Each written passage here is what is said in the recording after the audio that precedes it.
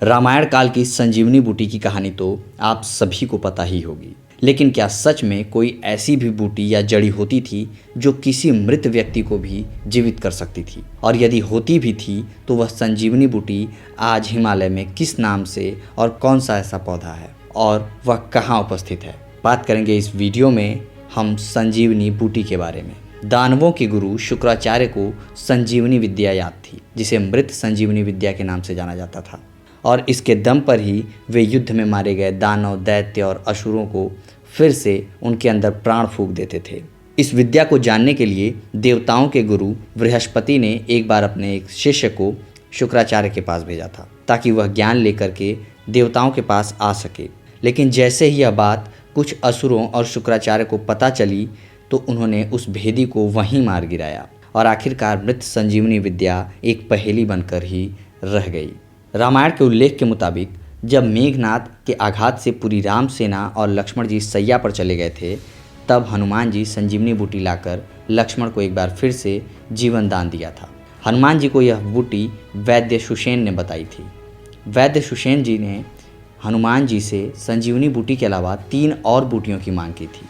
उन्होंने हनुमान जी को द्रोणागिरी पर्वत पर जाकर मृत संजीवनी यानी कि जो मरे हुए को जिंदा कर सकती थी, विशाल करणी जो तीर निकालने वाली एक बूटी थी, संधान करणी जिससे त्वचा स्वस्थ हो जाता था, और सुवर्ण करणी जिससे त्वचा का रंग वापस रंग में आ सकता था, इन 4 बूटियों को लाने के लिए बोला था। लेकिन जब हनुमान जी द्रोणागिरी पर्वत पर पहुँचे तो अनगिनत बूटियों के बीच वे उन 4 बूटियों को पहचान नहीं पाए, लिहाजा पूरा पर्वत ही उठाकर लंका ले आए। इस प्रकार से हनुमान जी ने लक्ष्मण जी को संजीवनी बूटी की मदद से जिंदा किया।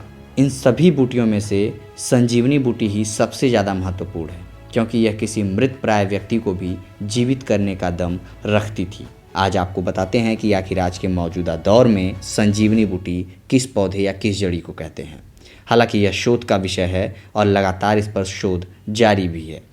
तमाम कृषि वैज्ञानिक यह दावा करते हैं कि क्रेशा क्रिटिका और सिलेजिनेला ब्रायोप्टेरिस नाम की बूटियां संजीवनी बूटी हो सकती हैं।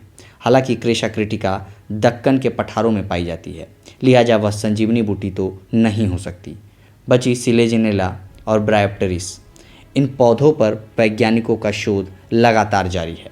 हालांकि इस पौधे में ऐसे तमाम औषधीय गुण वैज्ञानिकों ने देखे हैं जो इस बात के पुख्ता सबूत देते हैं कि यह कोई और पौधा नहीं बल्कि वास्तव में संजीवनी बूटी ही है, क्योंकि यह पौधा जहाँ रहता है उसके आसपास चूहे रहते हैं, और चूहों की मृत त्वचा को उनके कोशिकाओं को इस पौधे के आसपास रहने के कारण अपने आप वे ठीक हो जाते हैं।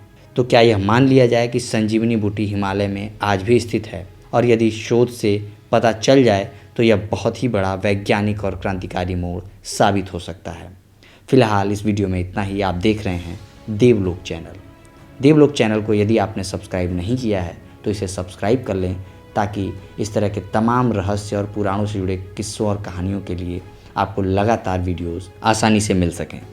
धन्यवाद।